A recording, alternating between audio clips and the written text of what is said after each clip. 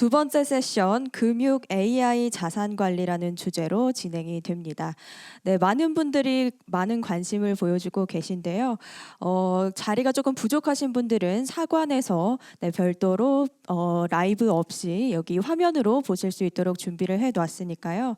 네, 좌석이 없으신 분들은 사관으로 이동하셔도 좋겠습니다. 네, 그럼 이번 두 번째 세션 금융 AI 자산 관리 주제로 세션 시작하도록 하겠습니다. 네, 두 분의 발표 후에 패널 토론이 진행될 예정입니다. 두 번째 세션의 좌장을 맡아주실 포스텍 장봉규 교수님을 앞으로 모시도록 하겠습니다. 여러분 큰 박수로 맞이해 주십시오.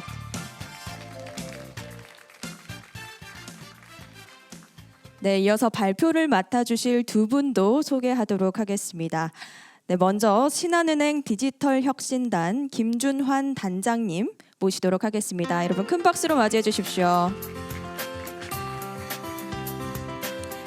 네, 다음으로 KB국민은행 AI 자산운용센터 홍윤기 상무님을 앞으로 모시겠습니다. 네, 먼저 신한은행 디지털혁신단 김준환 단장님께서 발표해 주시겠습니다.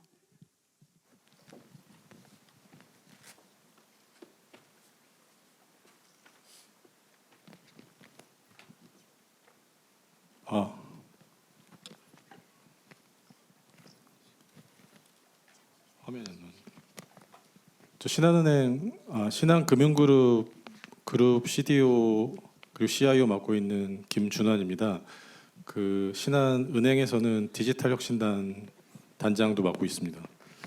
지금 잠시 방송 송출에 문제가 있어서 잠시만 있다가 시작하겠습니다. 예. 그 신한에 제가 합류하기 전에는 삼성전자와 SK에서 제조, 유통, 의료 등의 다양한 분야의 AI를 적용했었습니다. 그 최근에는 금융권에서도 생성형 AI가 적용되는 분야가 많죠. 신용평가, 내부통제, 마케팅, 고객상담 이런 데 AI를 많이 적용하고 있죠. 오늘은 미래 인공지능 자산관리라는 주제로 말씀드리겠습니다. 신한에서 투자 AI 관련해서는 2016년에 그때 알파고 나왔을 때 프로젝트를 진행했었습니다. 보물섬이라고. 2019년에는 AI 기반 투자 자문사 신한 AI가 출범했습니다. 그동안에 약 8년이 넘는 시간 동안 자본시장 그리고 자산관리 전문 인공지능을 개발을 했습니다. 펀드 신탁 변액 20종 이상 다양한 투자 상품을 운용하고 3천억 넘는 금액을 인공지능으로 관리해왔죠.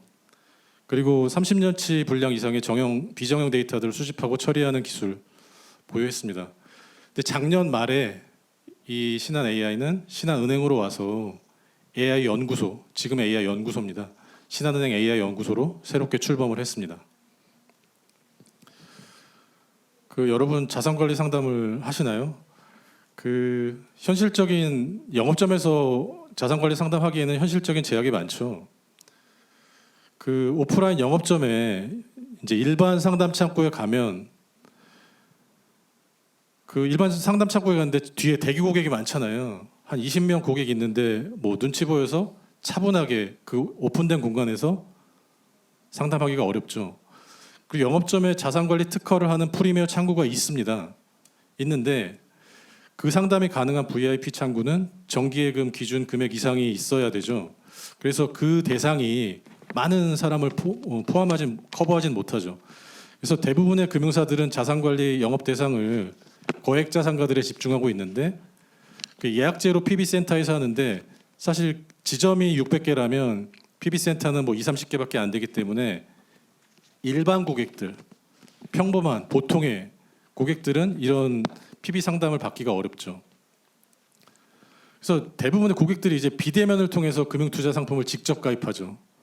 표에서 보면 지난 4년간 비대면 펀드 금액이 20에서 50으로 2.5배 증가를 했고 절반 이상의 펀드가 비대면으로 판매되죠. 그 결과 설정액도 12에서 32로 증가했고 현재 펀드 잔고의 3분의 1 차지하고 있습니다. 게다가 적은 금액으로 쉽게 투자할 수 있는 ETF가 폭발적으로 증가하면서 영업점을 통하지 않는 직접 투자 시대가 열렸죠. 그래서 20년 전에 4개 ETF 있었는데 10년 뒤에는 100개를 넘겼죠. 그리고 2019년에 처음으로 설정액 기준 50조 원을 초과했죠. 그래서 작년 기준으로는 800개 이상 121조 기록하면서 ETF 100조 시대가 열렸습니다. 최근에 매우 빠른 속도로 발전하는 인공지능 기술, 금융산업에 접목되고 있는데 제가 이제 인공지능 12년 했는데 이런 말씀 많이 드렸어요. 알파고 나왔는데 뭐 살림살이 나아지셨습니까? 이 인공지능이 나왔는데 이 고객들은 체감을 하고 있을까요? 근데 이 지금까지의 이런 기술이 나왔는데 투자에서도 생애주기 모델 같은 최적화된 자산 배분 모델, 위험 관리 모델, 투자 솔루션 이런 것들에 집중돼 있고 고객이 체감할 수 있는 것은 좀 부족한 것 같습니다. 그래서 고객들의 입장에서 이렇게 직접 투자를 위해서 제공되는 솔루션을 보면 뭔가 혁신이 느껴지시나요? 아니면은 지금 대부분의 금융기관들이 제공하는 솔루션들은 UX, UI적으로는 뭐 대동소이하고 체감할 수 있는 뭐 혁신이 있다고는 보이지는 않죠. 그래서 우리는 기술적 진보와 고객 경험 사이의 간극을 좀 줄일 필요가 있다고 절실하게 느끼고 있습니다. 비대면 직접 투자가 늘어나는 현실에서 고객들은 질문을 하죠. 야, 삼성전자 오를까? 코스피는 왜 떨어져? 나스닥 떨어지면 코스닥도 떨어지는 거야? 그러니까 지금은 나 어떤 ETF 투자하면 돼? 이렇게 고객들은 나의 다양한 궁금증을 어떻게 해결할 수 있는지 묻죠. 신한은 고객의 금융 투자에 답변하는 이제 인공지능 프라이빗 뱅커를 제공합니다. 투자 영역에서 사회적 약자를 위한 챗봇입니다. 고객의 정보 탐색 시간을 획기적으로 줄여줍니다. 그러니까 고객이 이런 투자 관련, 금융 관련 궁금증이 생기면 어떻게 하죠? 그러니까 아까 뭐 거액자산가는 PB 상담을 받겠지만 저같이 이제 보통의 사람들은 이제 구글로 일일이 뉴스 검색해서 보고 전문가 리포트도 보고 SNS 종목 토론방도 보고 유튜브도 보고 주변에 전문가 있으면 좀 물어보고 그 시기에 경제 지표, 가격 등 데이터가 있으면 또 보고 연결지어서 종합적인 판단을 하고 의사결정을 하죠. 자, AI PB는 이걸 딱 2단계로 줄여주는 거죠. 바로 옆 사람한테 물어보듯이. 그래서 최소의 시간으로 다양한 많은 정보를 얻을 수가 있습니다. 제가 예를 들어 볼게요. 트럼프 당선됐을 때 주가 어땠어? 이런 답변을 잘 찾아요.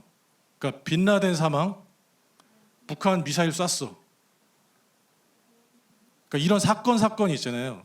사건 데이터 수만 개에 저희가 레이블을 달았습니다. 이게 인형 눈 달듯이 이런 거를 수동 작업을 좀 하면 인공지능이 좋아지잖아요.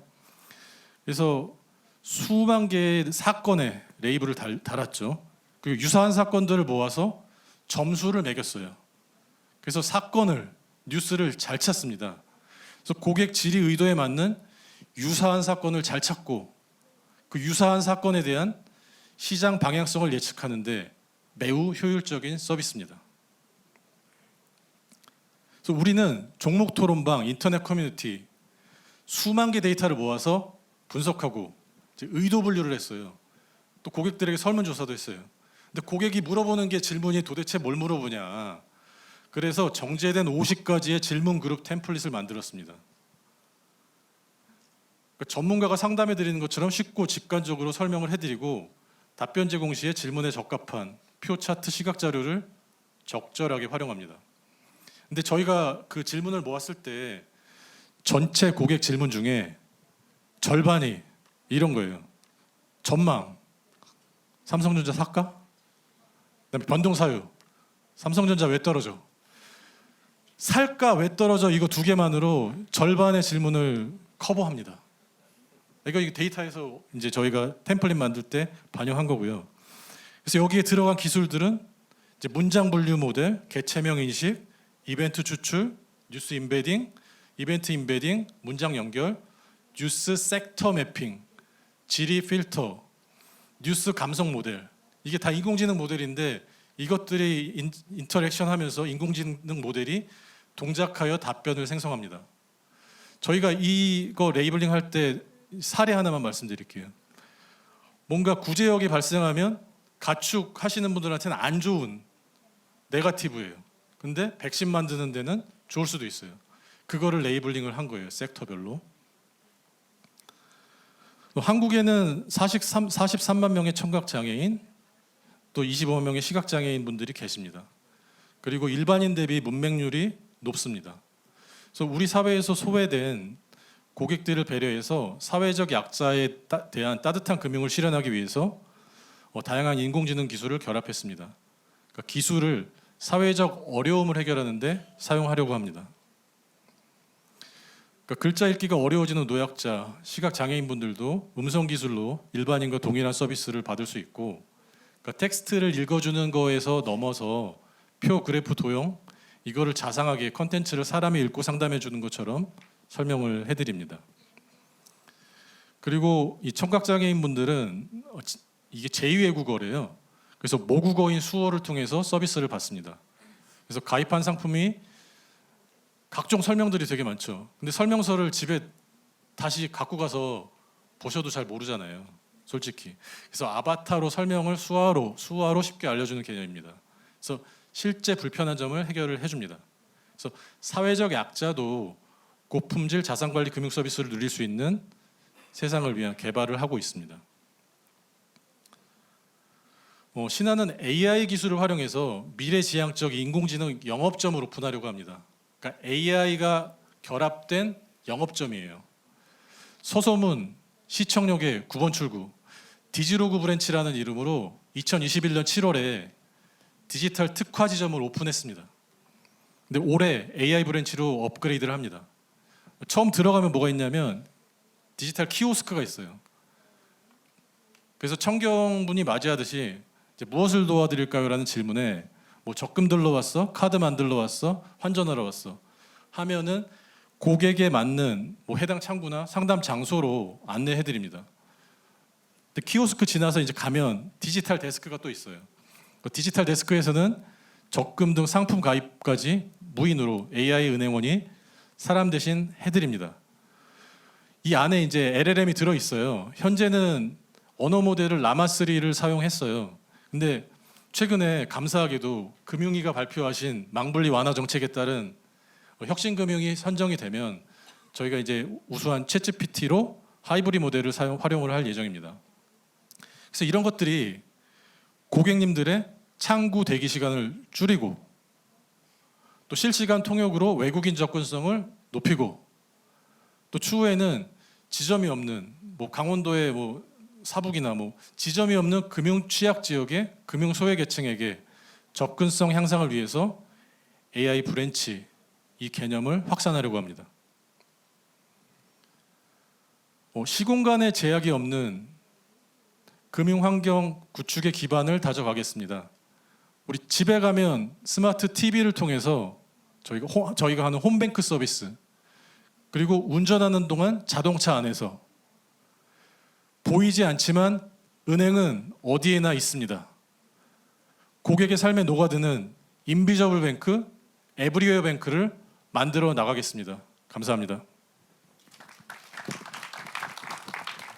네, 신한은행이 AI를 어떻게 활용하여서 은행의 미래를 준비하고 있는지 발표해 주셨습니다. 네, 김준환 단장님 좋은 발표 감사합니다.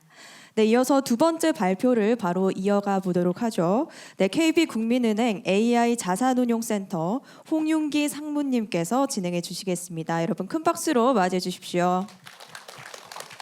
네, 안녕하십니까. 저는 KB국민은행 AI 자산운용센터장입니다.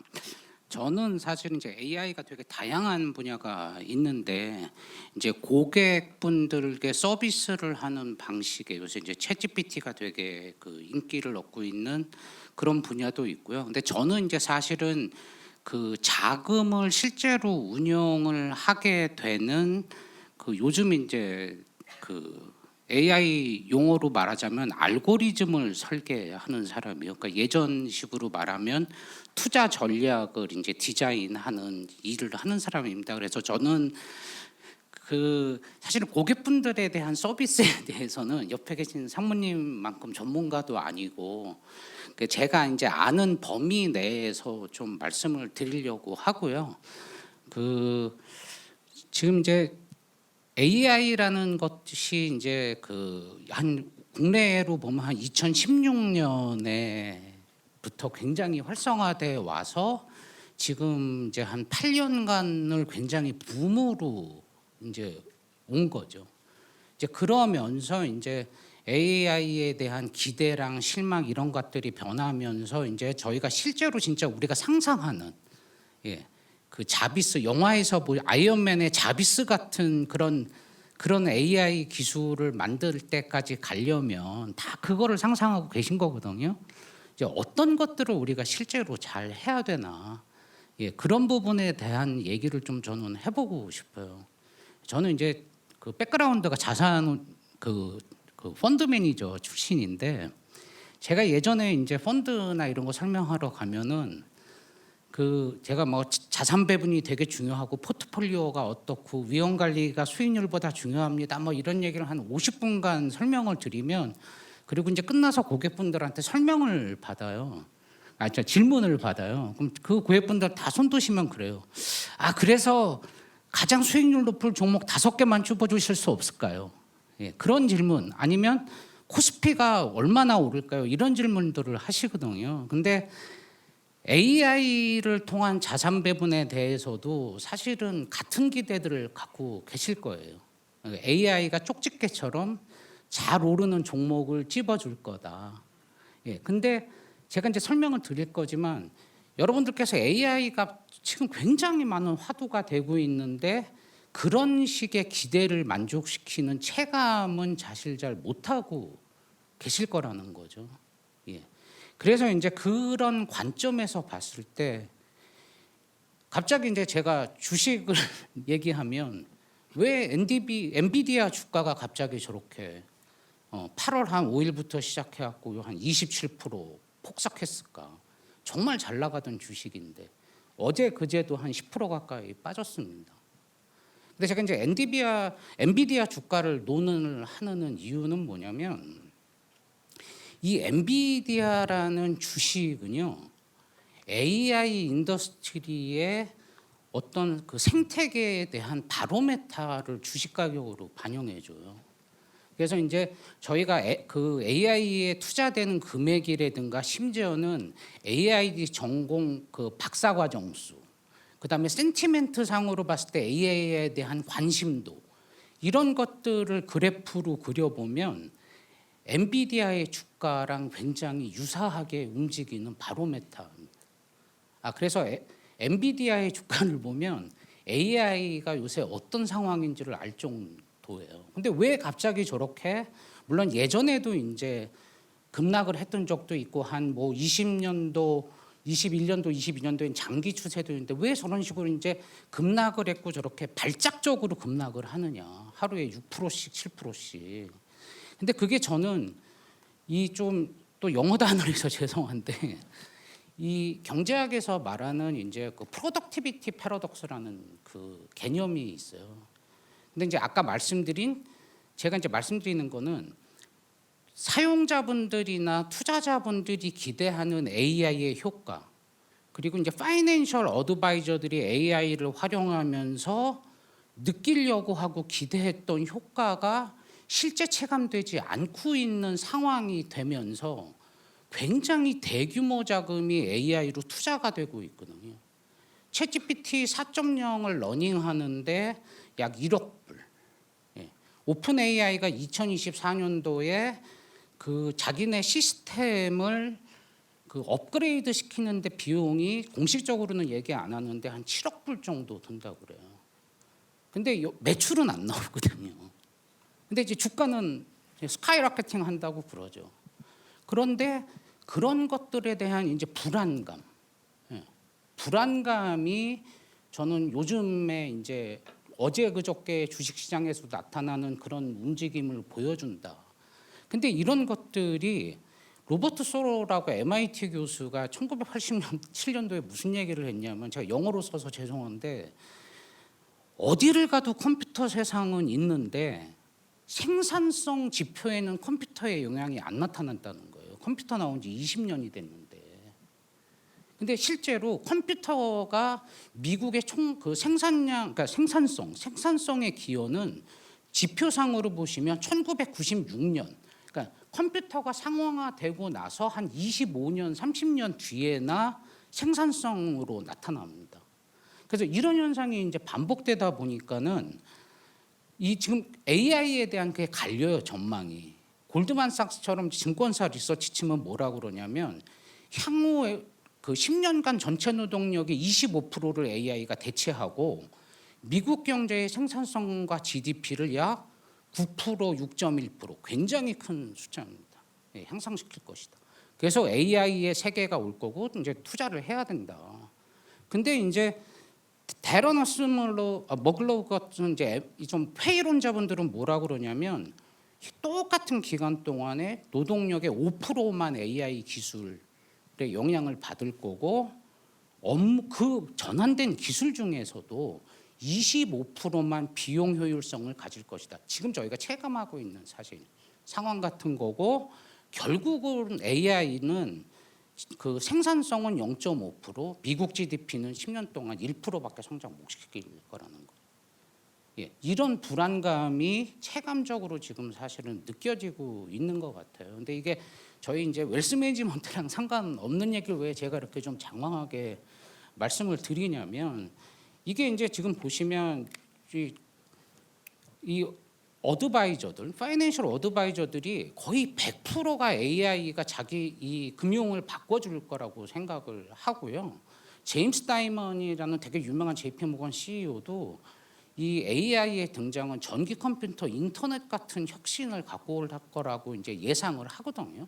장기적으로는 다 동의를 하십니다. 근데 경험적으로 보면은 어드바이저들이 뭐라고 그러냐면 한 55% 정도 되시는 분, 사용 한 분의 반 이상이 AI는 너무 복잡하다. 이해를 못 하겠다. 그다음에 41% 정도가 뭐라고 그러시냐면 자기 기대에 못 미친다. AI가. 예, 이런 이제 그 환경 속에서 이제 자꾸 이제 그 불협화음이 생기기 시작을 해요. 그래서 이제 이런 불협화음이 생기니까는 그리고 이제 사실 사업하는 분들도 투자를 되게 많이 했는데 이게 돈이 계속 안 되니까 예전에는 기술 투자에 집중하시겠다고 그러다가 이제는 뭐냐면 비즈니스 성과 창출을 이제 끝내는 드러낼 수밖에 없습니다. 밑빠진 독에 물 붓게 할 수 없다. 그래서 24년도 이제 그 23년도에 JP 모건은 AI 부문 최고 책임자를 기술자에서 경영 전문가로 바꿔버려요. 그래서 성과 내라는, 돈 벌어 오라는 거죠. 예, 그리고 AI의 그 목표를 1번, 2번, 5개 중에 1번, 2번이 비즈니스 성과 창출을 아예 못을 박습니다. 그러니까 이제 됐다. 투자 많이 했는데 이제는 좀 돈 버는 방식으로 가자. 예, 이게 이제 지금 AI 업계가 활성화되고 이제 10년이 가까우면서 이제 저도 느끼고 아마 옆에 상무님도 느끼시는 이제 비즈니스 프레셔가 이제 나오기 시작합니다. 투자했으니까 돈 벌어와. 예, 근데 그러면 이게 이제 뭐 아까 잠깐 얘기 드렸듯이 전기도 사실은 굉장히 저희 전기 없는 세상 지금 상상도 못 하잖아요. 근데 전기가 실제 생산에 영향을 미칠 때까지는 한 50년 걸렸대요. 50년. 예. 컴퓨터도 아까 제가 생산성으로 나오기까지는 한 30년. 그래서 AI가 30년, 50년 걸린다고 하면은 큰일 날 얘기고, 그럼 이제 저는 다 집에 가야 되고, 이게 그러면 어떻게 해야지 실제로 이제 이렇게 될 거냐. 예. 근데 제가 이제 시간은 아직은 짧지만 제가 생각에 이런 것들은 이제 다 원인을 제가 한번 찾아보니까 혁신적 기술이 혁신적인 성과를 가져오려면 일하는 방식의 자체가 싹 뒤집혀야 된다. 그러니까 여러분들께서 넷플릭스 보실 때 극장 가서 티켓 사고 보시진 않잖아요. 집에서 테레비로 보시는 거죠. 그거와 마찬가지로 AI 기술이 진짜 혁신적 효과를 가지고 오려면 저희 같은 사업자들이 지금까지 저희가 고객들한테 웰스 매니지먼트를 제공했던 알고리즘이나 서비스 방식이나 인력의 구성, 그 인력에 어떤 사람들을 데리고 올까, 그 사람들의 심지어 보상까지 모든 워킹 프로세스 자체가 다 바뀌어야지만 AI 기술이 가지는 파괴력으로 여러분들의 웰스 매니지먼트를 도와드릴 수 있을 거라고 생각을 하는 겁니다. 이게 좀 제가 말하기에는 너무 큰 얘기인데 전기 때도 그렇고 컴퓨터 때도 그랬더라고요. 예. 제가 제임스 다이먼이 하도 전기랑 컴퓨터 얘기를 해서 한번 걔네들은 어땠나 한번 찾아봤습니다. 근데 제가 이제 지금 업에서 경험하고 있는 거와 굉장히 저는 고개를 끄덕일 수밖에 없는 그런 스토리가 있더라고요. 그래서 이제 제가 말씀드리는 거는 뭐냐면 지금 이제 현재 금융 웰스 매니지먼트를 포함한 금융 산업이 가야 되는 방향은 저희 두 번째 얘기인데 되게 저는 명확한 것 같아요. 뭐냐면 초개인화 서비스를 제공해야 된다. 그러면서도 요새 여러분들 앱이 너무 많잖아요, 그죠?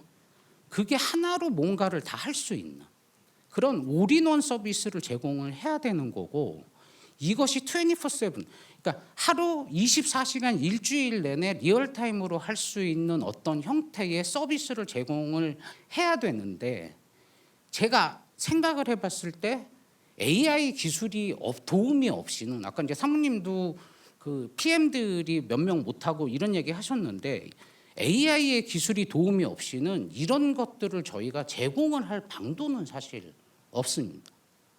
근데 올해가 2024년이 뮤추얼 펀드 첫 번째 뮤추얼 펀드인 매사추세츠 인베스터 트러스트가 발생한 탄생한 지 100주년 되는 해거든요. 근데 금융시장은 그동안 투자 상품 중심으로 이제 발전을 해온 거예요.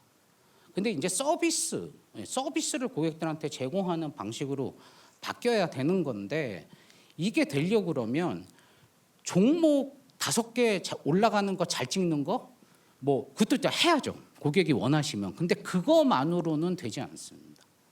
예. 저희가 하는 인베스트먼트 프로세스 자체가 모두 데이터에 기반한 프로세스. 그다음에 모든 게 계량화돼야지만 프로세스가 연결이 될 수가 있거든요. 그리고 그게 자동화돼야지만 되는 거죠. 고객 500만 명을 한 사람이 커버하지 못하는데 그 수많은 프로세스가 다 디지털라이즈도 되고 계량화되고 커넥티비티가 생겨야지만 할 수 있다는 겁니다. 그러니까 예측 모델도 만들고 성과 예측 모델도 만들어야 되는데 이런 것들이 정말 고객들이 원하는 상태로 가려면 초개인화 나한테 맞춰줘. 나는 종목 선택만 해줘. 포트폴리오 관심 없어. 이런 모든 것들을 편하게 맞춰드리려면 업자 입장에서는 AI 기술 입장에서는 프로세스 자체를 전면 개혁해야 되는 거죠. 그냥 앉아서 그냥 하는 그런 거는 안 되는 거죠. 그냥. 그래서 이런 식으로 해야 되는 그러니까 예측 모델이 아니라 저희가 워킹하는 이제 저희 일입니다. 프로세스 자체를 개선을 해야지만 그 효과가 진짜 파괴적인 혁신이라는 거로 발전할 수 있을 거다. 그래서 이건 뭐 여기 앉아 계신 분들의 업무가 아니라 제가 이제 생각하는 업무예요. 계량화되고 디지털라이즈된 워킹 프로세스, 인베스트먼트 프로세스를 만들지 않으면 AI 효과는 의미가 없다. 그래서 짧게만 제가 이제 말씀을 그럼 이를 도대체 저희는 니네는 그럼 뭐 하고 있냐? 근데 이제 저희는 이제 두 가지 시스템을 갖고 있는 거예요. 이제 AI 리서치를 모으는 이제 디지털 어셋 매니지먼트라는 리서치 플랫폼을 하나를 갖고 있어요. 그래서 모든 이제 AI 연구, 계량 연구의 결과나 이런 것들을 디지털라이즈 상태로 다 모아놓는 그런 이제 리서치 플랫폼을 하나 갖고 있고 이제 한 올해부터는 좀 중심으로 하는 게 이게 이제 저희가 뭐 예측하는 것들이고 이제 이런 것들이 뭐 저희가 시장 국면도 예측하고 지수도 예측하고 다 합니다. AI 기술로.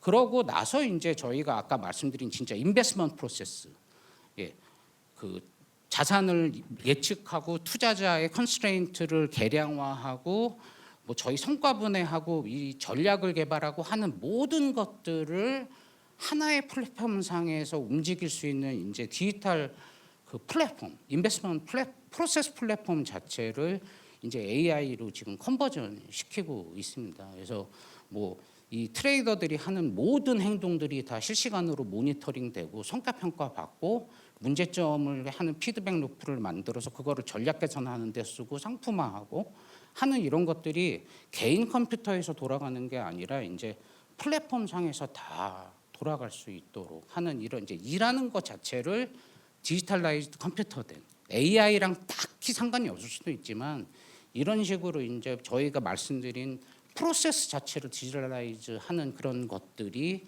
저희가 좀 이제 호시 후보인데 진행을 하고 있습니다. 그래서 제가 여러분들의 이제 뭐 어떤 웰스 매니지먼트 어떻게 하면 잘 받을까 이런 거에는 답을 사실 좀 못 드린 것 같은데 저희가 이제 이 진짜 AI 기술이라는 게 그 투자자분들한테 정말 혁신적으로 다가가고 편하게 다가가기 위해서 저희가 어떤 이제 것들을 해간다 이런 거를 좀 말씀을 드리고 요게 좀 필요하다 정말. 그냥 쪽집게를 기대하시면 안 된다 이런 말씀을 좀 드리고 싶었어요. 약간 좀 시간을 지체했는데 잘 들으셔서 감사합니다. AI 융합을 거시적인 관점에서 분석해 주셨습니다. 홍윤기 상무님 발표 감사합니다. 앞서 두 분의 좋은 강연 청해 들었는데요. 조금 더 심화된 내용으로 두 분과 함께 패널 토론을 이어가도록 하겠습니다. 좌장이신 장봉규 교수님께 저는 마이크를 넘기도록 하겠습니다. 네. 전 세션이 조금 늦게 끝나는 바람에 저희들 시간을 조금 적게 써야 될 것 같습니다. 뭐 두 분 말씀 잘 들었습니다. 김준환 그 상무님께서는 이제 신한에서 진행하고 있는 미래지향 대고객 서비스 사례를 잘 보여주셨고요. 그다음에 홍윤기 상무님께서는 KB국민은행에서 이제 WM비즈의 미래는 어떻게 돼야 될 것인가, 초개인하다 이런 이야기를 해주셨습니다. 뭐 다양하게 지금 AI 관련된 이제 AI 빅데이터 관련된 서비스들이 나오고 있는데요. 뭐 그와 함께 이제 제도적인 이슈들도 많이 있는 것 같습니다. 그래서 뭐 제도적인 이슈 이전에 테크니컬한 이슈들도 많이 있어서 이제 그거 관련해서 몇 가지 대담을 좀 나눠보려고 합니다. 실제로 대한상공회의소에서 이제 116개 금융사 IT 종사자들을 통해서 조사한 바에 따르면은 활용상 애로점으로 맨 처음으로 이야기한 게 규제입니다. 규제이고요. 그 다음에 이제 인프라 기술 부족, 비용 인력 부족, 그 다음에 이제 사고 리스크 대비 부족, 뭐 이렇게 이야기가 되고 있는데요. 규제 문제는 이제 최근에 이제 금융 분야 망불리 개선 로드맵이 나왔죠, 그죠? 그래서 그 부분에 대한 각 회사의 이제 대응 방향이라든가 현재 액션을 하고 있는 게 있으실 거라고 생각합니다. 거기에 대한 뭐 의견들은 다 이제 환영하는 분위기로 저는 알고 있고요. 이제 거기에 대해서 혹시 현재 뭐 생각하고 있는 방향이라든가 이런 게 있으시면 간단한 이야기를 좀 듣고 싶습니다. 제가 이제 챗GPT 처음에 나왔을 때 프로토타입으로 서비스 만들어서 회장님께 데모한 거는 거의 이제 1년 9개월이 지났습니다. 그 작년에 챗GPT로 QA 서비스, 대직원 QA 서비스를 만들어서 올해 오픈을 했거든요. 근데 이제 규제가 안 풀려서 서비스를 내렸습니다. 근데 이제 금융감독원이랑 그 규제 신청을 그 혁신금융 서비스 신청을 2월달에 이제 수요 조사를 했고 6월달에 다시 신청을 했고 이제 방침이 바뀌어서 8월 13일 날 발표하신 그 새로운 거에 따라서 9월달에 다시 신청을 하는데 올해 안에는 꼭 되기를 이제 희망하고 있고요. 그 현재는 그래서 아까 제가 말씀드린 AI 브랜치 그 안에는 일단 라마 3로 돌아가게 해놓고 그 모델마다 최적화된 어느 곳에는 경량화된 가벼운 모델이 들어가야 될 수도 있고 어떤 곳에는 뭔가 챗GPT 같이 돈을 많이 쓰더라도 고성능이 나오는 곳이 필요하기 때문에 이제 그렇게 잘 밸런싱을 해서 사용하려고 하고 있고요. 이제 혁신금융 서비스는 기존의 그 이 챗GPT 쪽 말고도 그 마이크로소프트 팀즈나 그런 그룹웨어 쪽에 그 KB나 다른 곳에서 신청하신 그런 사례들이 있어서 그런 그룹웨어 쪽으로도 이제 같이 하면서 전체적으로 이런 것들이 지금 완화되는 그런 것들을 로드맵대로 잘 해주시면 저희도 현업에서 뭔가 혁신적인 서비스를 개발하고 최적의 비용으로 잘 개발하는 데 도움이 많이 될 것 같아서 이 조치들이 잘 실행되면 좋겠습니다. 예, 홍상. 뭐 개발하는 입장에서 이제 뭐 가장 이슈가 되는 거 어디나 다 그렇겠지만 이제 망분리 이슈나 클라우드를 이제 뭐 활용하는 거 그런 거 이제 금융위에서 그 단계적으로 이제 완화를 해준다고 했으니까 좀 기다려 봐야 되는 상황이고요. 이제 그렇게 되기 위해서는 이제 이게 자유가 주어지면 저희 쪽에서는 또 그게 이제 방종이라고 안 지키는 가이드라인을 만드는 일들을 되게 많이 해야 돼요. 데이터를 어떻게 쓰는 게 이제 에티컬하게 윤리적으로 쓰는 거냐, 고객 정보를 어떻게 보호할 것이냐 이런 것들에 대한 이제 준비를 이제 사업자 측에서 진행을 이제 해야 되는 상황일 것 같고요. 그 부분은 이제 개발해 보신 분들은 아는데 너무 답답해서 좀 기대를 많이 하고 있는 상황입니다. 그리고 이제 이 웰스 매니지먼트니까 제 주관은 아니겠지만 저는 그 저희 나라 이제 금융 서비스 특히 웰스 매니지먼트나 이제 파이낸셜 어드바이저 서비스에 대한 이제 보수 체계가 좀 바뀌지 않으면 이 로보 어드바이저가 활성화되기 좀 어렵지 않을까 생각을 합니다. 이제 좋은 서비스를 제공을 하려면 이제 거기에 따른 사업적 유인이 같이 가져야 되는데 여러분들도 이제 PB분들 만나보시고 이제 어떤 자산관리 서비스 받아보시고 하면은 지금 이제 보수 체계는 뭐냐면 어드바이저리 서비스가 아니라 상품 판매에 대한 판매 보수 형태로 이제 그 사업자가 사업 수익을 얻게 돼 있어요. 그럼 이제 실제로 이제 여러분들 요새 많이 보시는 ETF 같은 것들은 판매 보수가 없는 상품이 더 저렴한데 되게 다양한 금융 상품들이나 이런 것들이 그 자산관리 서비스 영역, 웰스 매니지먼트 영역으로 들어와서 어드바이저리 하는데 도움이 되는 형태로 활용되기가 사실 어려워져요. 그래서 미국이나 영국 같은 경우에 보시면 고객이 이제 어드바이저한테 맡긴 자산의 몇 프로, 그 연회비 같은 개념이죠. 서브스크립션 피처럼 하고 좋은 성과가 나오면 거기서 이제 그 프로핏을 쉐어링하는 형태로 이제 바뀌어줘야 그래야지만 이제 뭐 보험부터 시작해서 뭐 자산 투자 뭐 이런 모든 통합 자산이 한 플랫폼에서 관리될 수 있는 어떤 사업적 유인과 서비스 퀄리티가 높아지는 그 기회가 될 것이다. 그래서 그 기술적 측면과 함께는 약간 그 피 제도, 피 베이스 제도에 대한 고민이 같이 좀 따라줬으면 좋겠다 이런 생각을 갖고 있습니다. 아, 예, 감사합니다. 두 분 다 이제 그 금융 분야 망분리 개선 로드맵에 대해서는 환영하는 입장인데 아무래도 내부 통제 준비를 좀 하고 계셔야 될 것 같고 특히 웰스 매니지먼트 부분에서 이제 로보 어드바이저 서비스가 이제 최근에 많이 나오긴 했지만 아직까지 흥행을 하고 있다는 느낌은 들지 않습니다. 이제 그런 거를 대비해서 이제 보수 체계를 좀 완화한다거나 좀 바꾼다거나 하는 것이 필요하다라고 말씀해 주셨습니다. 네, 그 부분은 상당히 이제 공감을 하고요. 직접 이제 그 현장에서 이렇게 빅데이터랑 AI를 분석하시다 보면은 이제 비용이나 인력 문제도 상당히 할 것이라고 생각을 합니다. 예를 들어서 뭐 웹 서비스, 그러니까 클라우드를 사용하는데 비용도 만만치 않고요, 그죠? 그 다음에 AI 인력들을 이제 확보하는 것도 문제가 됩니다. 그래서 AI 인력들은 전자업계라든가 뭐 다양한 모든 산업계에서 이제 필요로 하는 인력이다 보니까 금융업계에서 따로 또 AI 인력을 확보한다거나 확보하더라도 이제 금융 분야는 좀 독특한 면이 있어서 금융을 이해하는 인력들을 이제 모집을 해야 되는 경우도 꽤 많은데 거기에 대해서 이제 현재 각사가 어떤 식으로 이제 전략을 가지고 있는지 혹은 어떤 애로 사항이 있는지 좀 말씀해 주시면 도움이 될 것 같습니다. 우선 김 상무님께서. 인력 확보는 제가 이제 옛날부터 뭐 삼성, SK 전부 다 어려운 문제죠. 게다가 이제 금융과 도메인과 AI를 동시에 하는 양발잡이 인재는 더더욱 드물고요. 그래서 신한은행은 디지털 HR이라고 HR을 디지털을 담당하는 HR을 만들어서 뭔가 은행 그 조직 차원에서 인력들을 확보하는 데 많이 도움을 주고 있고요.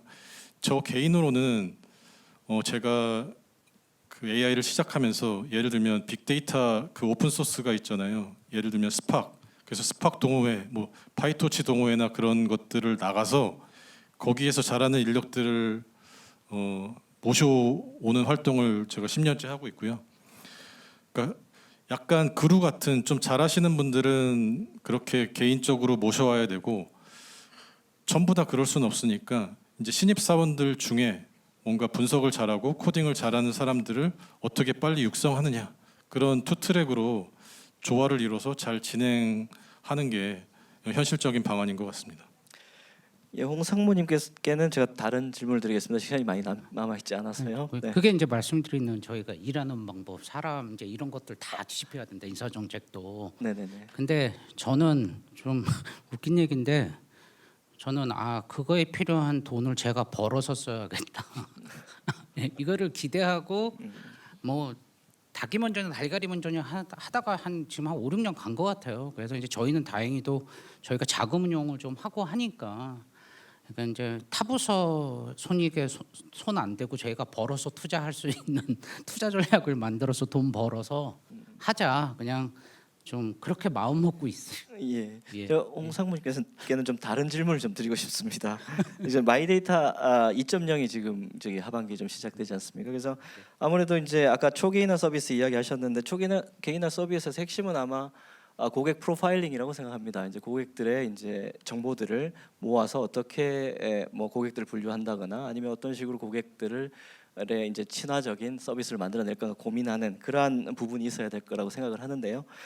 그 마이데이터 2.0에 대해서 금융사들이 어떤 식으로 준비해야 될지 지금들도 많이 좀 그 고민하고 계시는 것 같더라고요. 그래서 KB국민은행에서는 물론 고민하고 계시겠지만 어떻게 생각하시는지 좀 궁금합니다. 네.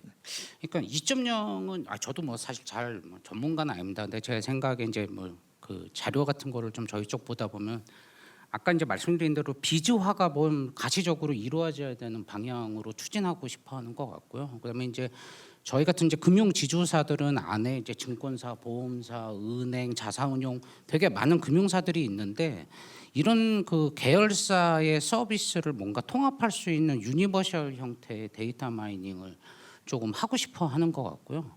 그다음에 초개인화 입장에서 보시면 그 지금 이제 그 은행에 가서 펀드 같은 거 들어보시면 아시겠지만 이제 개인화가 어느 정도 수준이냐면 위험 성향 같은 거를 5개로 나눠서 이제 그룹핑한 데다 이렇게 고객들을 꼽잖아요.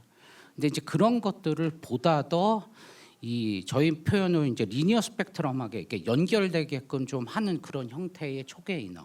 그러니까 조금 더 개인분들의 취향이 조금 더 정밀하게 타겟팅 될 수 있는 그렇게 하다 보면 정밀하게 타겟팅되고 여러 상품으로 좀 할 수 있고 이게 좀 이상론적 얘기인데 이제 그렇게 되면서 이게 좀 돈을 벌 수 있는 이런 식의 것들을 그 2.0에 더 기대를 하고 있는 것 같습니다.